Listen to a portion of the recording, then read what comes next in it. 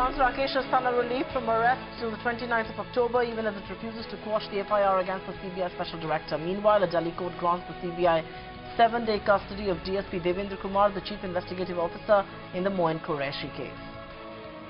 The Supreme Court refuses to impose a complete ban on firecrackers, allowing a 2-hour window during Diwali. With air pollution concerns in mind, the top court allows the sale of only green crackers, which have low emission and permissible sound limits. That's a special discussion that's coming up right here at 9:30 p.m.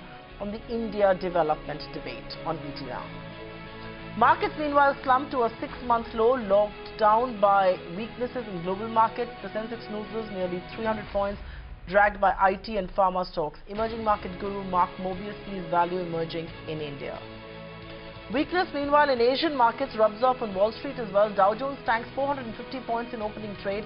Meanwhile, S&P 500 slumps 2 percentage points on the back of disappointing earnings from Caterpillar and 3M. Moreover, rising oil prices weigh on market sentiment. Hurdles ahead for ArcelorMittal, even as it emerges as the most preferred bidder for SR Steel. ET now learns that the resolution professional of GPI Textiles has moved against SR Steel creditors over outstanding dues linked to NL Mittal's brother. The government and the central bank are sparring over the liquidity situation in the aftermath of the IL&FS crisis. Sources tell your channel that North Block is unhappy with RBI's current approach and wants it to deploy monetary tools instead. Exclusive details on the channel right here. What was the RBI doing when banks were lending huge amounts that resulted in asset-liability mismatch? And that's a word not coming from others, but from India's top auditor. Questioning the role of RBI in the present banking crisis, Rajiv Mehrishi asks why nobody is talking about the role of the banking regulator.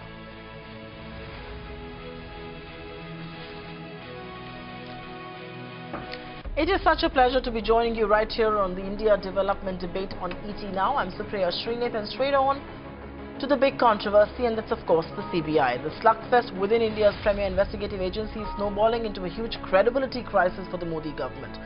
The stage is set for a prolonged legal battle, with the Delhi High Court refusing to stall proceedings against Special Director Rakesh Asthana a day after CBI launched an FIR against him. The court has given him interim protection from arrest until the next hearing on Monday, that is the 29th of this month. Asthana and Devender Kumar, who have already been arrested, allege that the FIR against them is an effort by CBI Director Alok Verma to derail the case against controversial meat exporter Moin Qureshi. Interestingly, the development comes a day after both Verma and Asthana were summoned by Prime Minister Narendra Modi, who is reportedly upset over the unrest within the CBI. The new twists and turns in the CBI versus the CBI battle is the big topic of discussion and debate right here on the show this evening.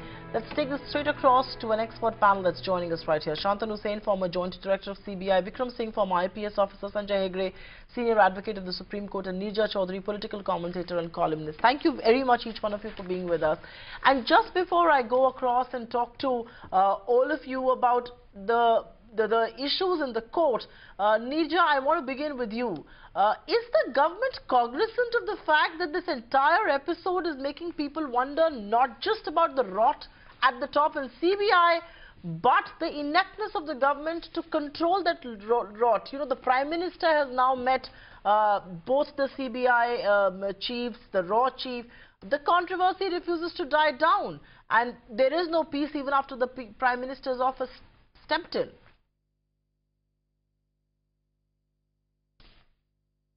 Look, this has been brewing for some time. It's not that it's an overnight development.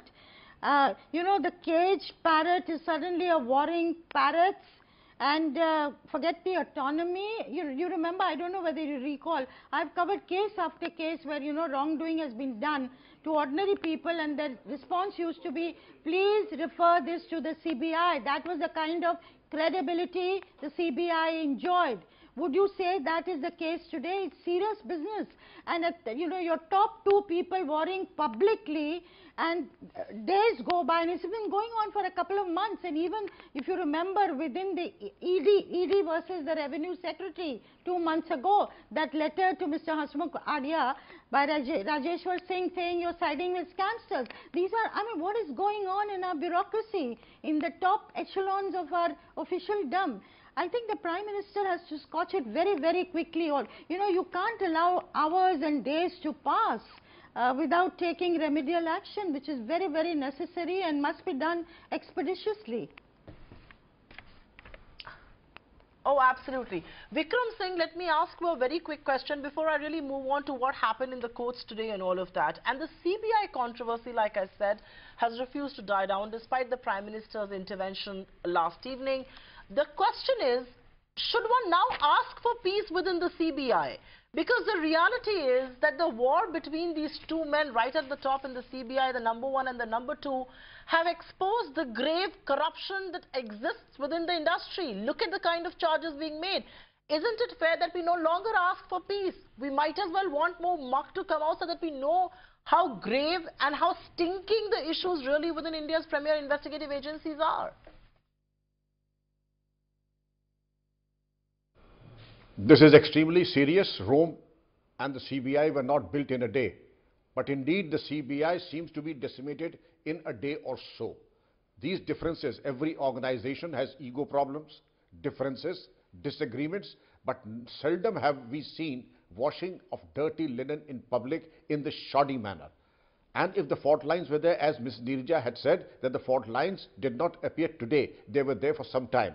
One would have expected the Department of Personnel and Department of Home to have stepped down with a sense of purpose and with a sense of finality, and to have come out and ensured that whoever is creating differences and fissures in the department was taken to task. Now there is a lobby that is saying that the Director CBI must proceed on leave till the dust settles down and Asthana must be repatriated back to his state. But this is a tall order, it's not going to happen. The very fact that you have allowed a thing to come to this pass, now you face the consequences also. The damage has already been done, there is utter demoralization in the ranks, and every CBI officer now is in a state of a total indecision whether to stay or to go back to his state seeking a repatriation. This is the level of demoralization that has set in into this organization. Yes. I would rather, I had expected a lot more from MHA and the Department of Personnel. Yes. No, absolutely. And the Department of Personnel is under the Prime Minister. It's not under some other minister. The Prime Minister is the minister for the department. But let me take this across to Sanjay Hegde, because I want to shift the focus to what's happened today. We've been doing this debate for a few days now. And Mr. Hegde, how big a relief is the Delhi High Court order for Rakesh Asthana, which has said that no coercive action shall be taken against the CBI Special Director till the next hearing on the 29th of October. So I'm presuming no suspension that the CBI Director would have wanted to move to, because status quo needs to be maintained.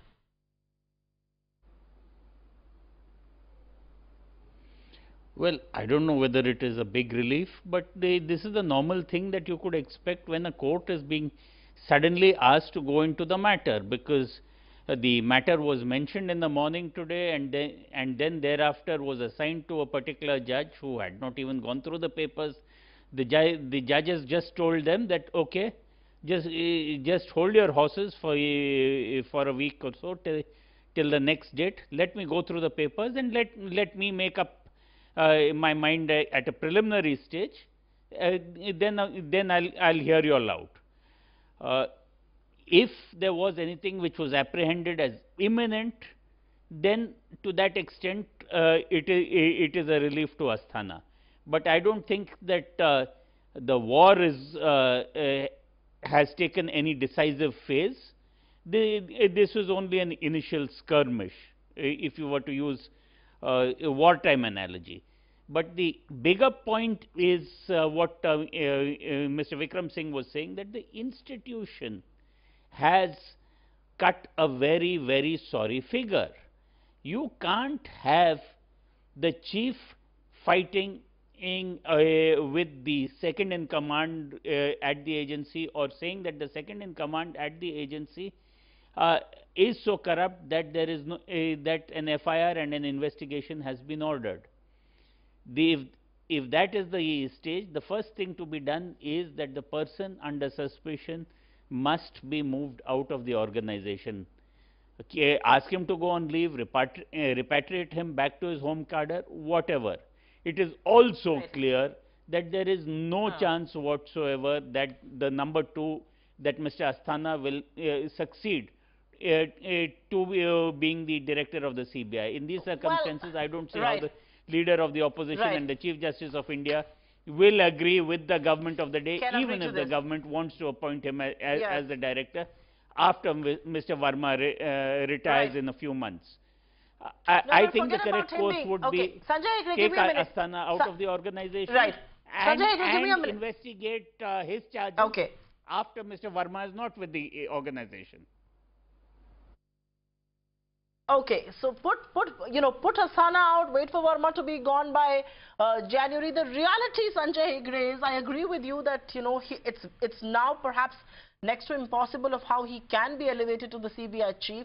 Many people raise the question, how did he get a special director in the first place? So I think that's an important question as well. But let me just stick to what's really happening in the courts today. And Mr. Sen, as somebody who's been at the CBI, the High Court has refused to quash the FIR that accuses Asthana of bribery in the Moin Qureshi case.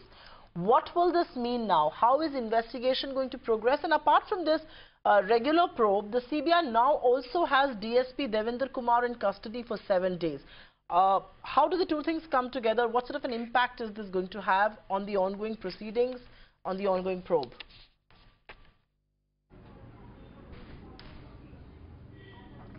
The probe will continue. The FIR is live. It has not been quashed. So as long as that, the probe will continue. DSP has already been arrested. He will be interviewed. He will be asked questions. There will be follow-up actions. There will be recoveries made.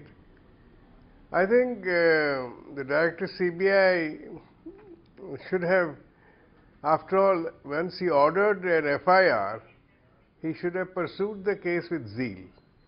He should have arrested everybody and divested his number 2 of all his charges. You can't cherry pick at this stage, arrest one and not arrest the others. That shows some sort of hesitation, and that should not have occurred.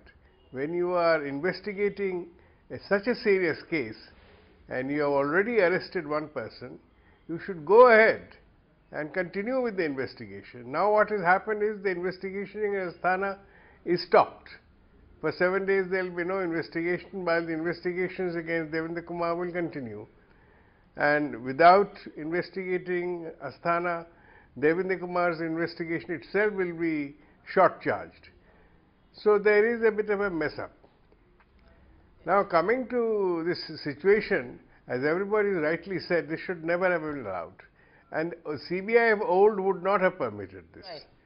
It is not as if it's the first time there has been some serious charge of delinquents against other officers in the CBI, including of the rank of joint director.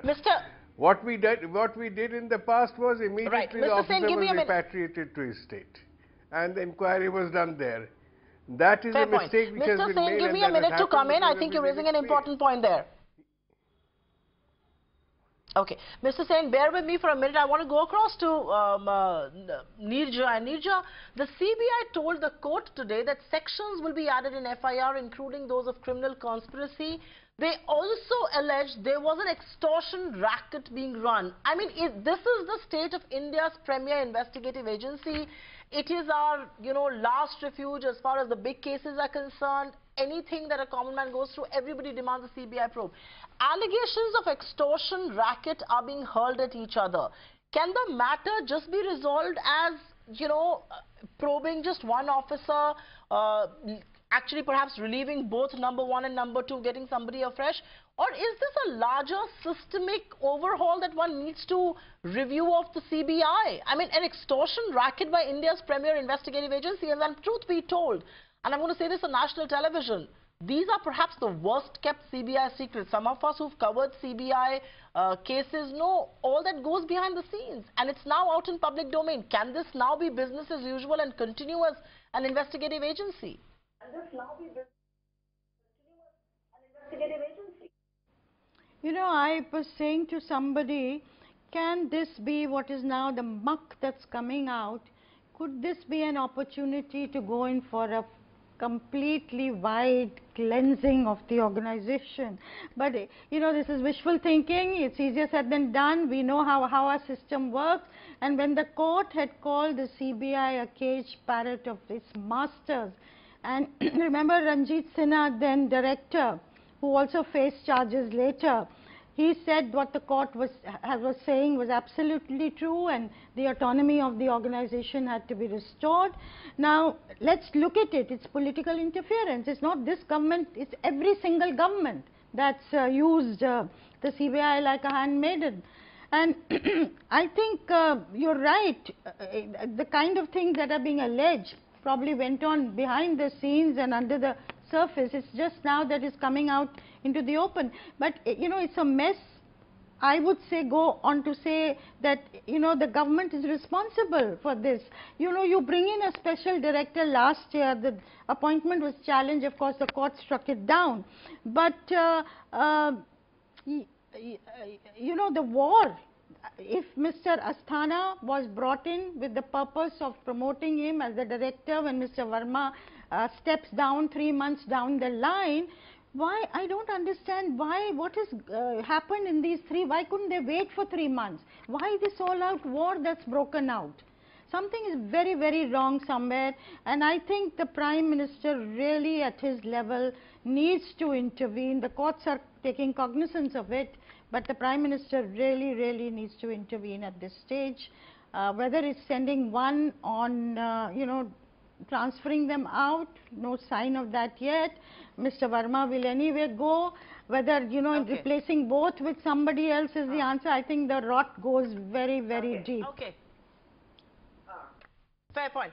Neja, give me a minute. Sanjay Hegde, coming to you. Is this, are the developments today of the FIR staying, you know, FIR continuing, but the status quo being maintained or anything else, is this all going to impact the big cases under investigation? You know, the big political cases, many believe, could those be stalled? And the counter argument to that, of course, is that can some of the cases, like, you know, against political opponents like a Mayawati, Mulayam, you know, people like that, can, you know, is it going to be easier for a lot of people to say these are not genuine cases simply because the CBI is seeing the kind of ruckus and the rot that it is?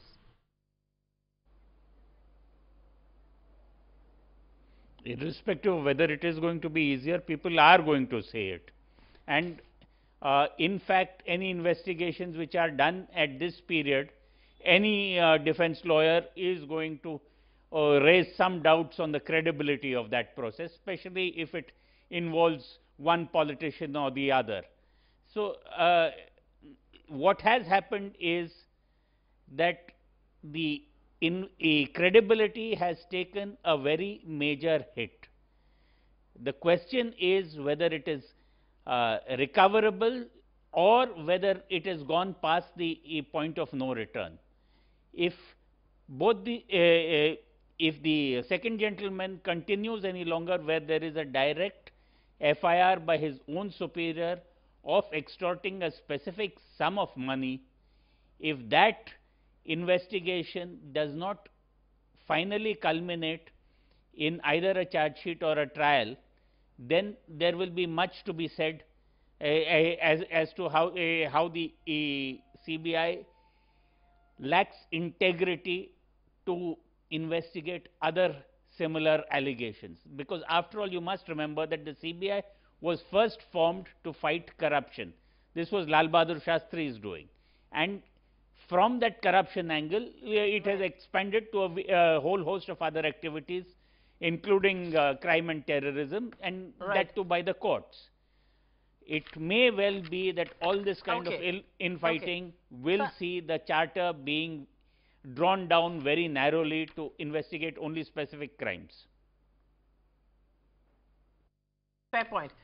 And I don't know if that's going to be a good or a bad thing, but just give me a minute there. Vikram Singh, you want to come in on the fact that if the charter is indeed brought down to looking at very specific cases, and what will that mean? And I also think the other question is CBI has told the court that CBI officers in Moin Qureshi case are also under probe. You know, at one level, it's the Moin Qureshi case that's being quoted by both sides, and they're both using that particular case to hurl charges at each other. Is there today a need for a fresh look, a fresh review of this entire matter?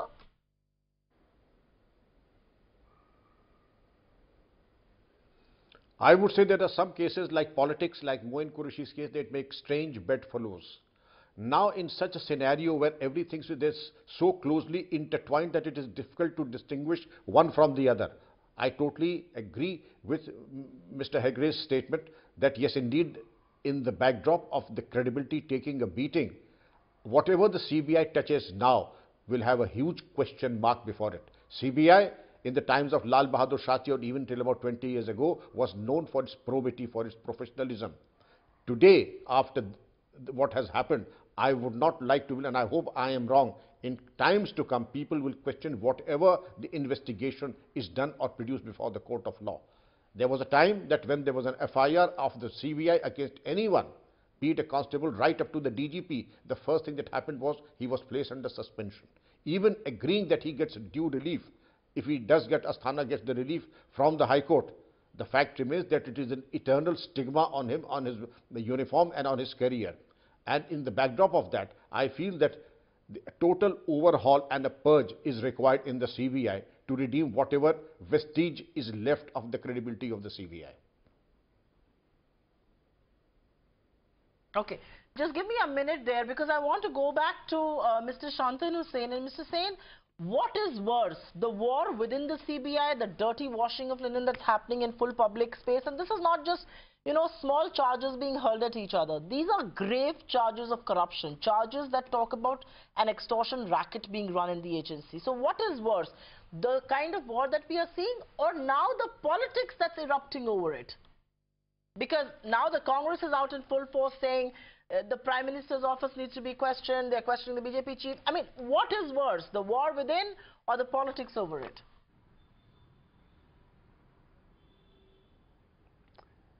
Today all of you are attacking the CBI as one of the worst organizations, corrupt organizations. Fine, it's true. CBI is corrupt.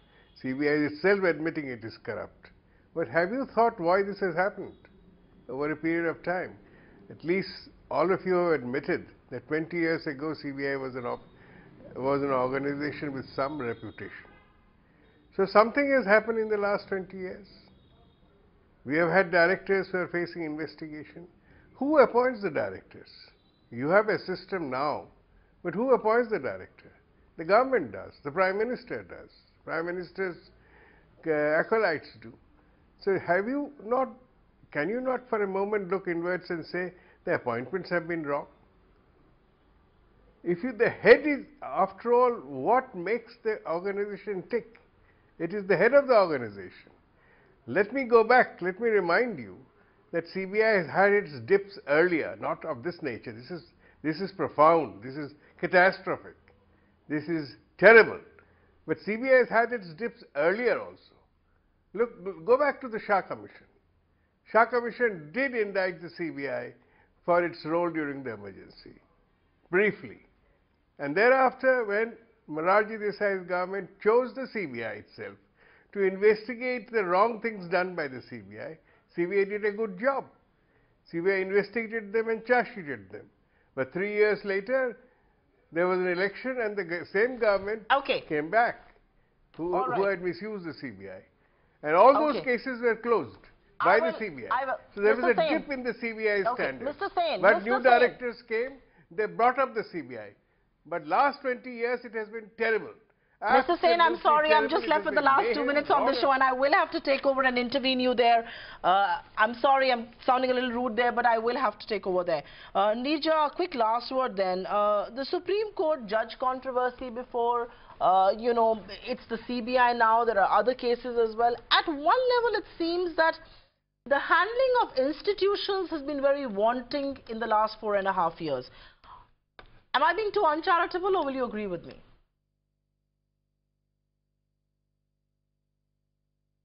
I would agree with it completely. That's the worrying part of it. All the institutions, their autonomy, their functioning has to be revisited. But I would say as far as the CBI is concerned, if you go to the core of the problem, I think it is the political class more than anybody else that is to blame for the mess that exists in the organization, the political pressure that's brought to bear on the CBI in high profile sensitive cases. And I think our politicians will have to really look inward if they want our institutions to be healthy. It's to every party. Sanjay Hegde, a quick last word. Okay, does this entire controversy, and please make it just 30 seconds, does this entire controversy throw us in a direction where appointments of the CBI director, even though it's being done the way it's being done, going to be, you know, is there a worthwhile being looked at?